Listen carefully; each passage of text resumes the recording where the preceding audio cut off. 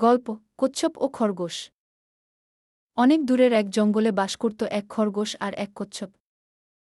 খরগোশ ছিল খুবই দৌড়বাজ, আর কচ্ছপ ছিল শান্ত আর ধীর।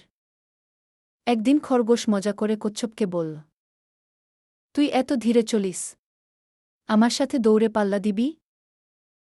কচ্ছপ হেসে বলল, ঠিক আছে ভাই খরগোশ, দেখা যাবে কে আগে গন্তব্যে পৌঁছায়। খরগোশ লাফাতে লাফাতে অনেকটা এগিয়ে গেল।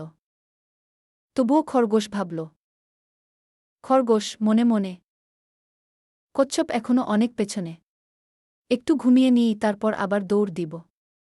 সে এক গাছের নিচে ঘুমিয়ে পড়ল। আর কচ্ছপ ধীরে ধীরে ধীরে ধীরে চলতে লাগল। সময় গেল। খরগোশ তখনও ঘুমাচ্ছে। আর কচ্ছপ পৌঁছে গেল শেষ লাইনে। জয়সঙ্গীত বাজে। সবার সামনে কচ্ছপ বিজয়ী হল। নারেটর।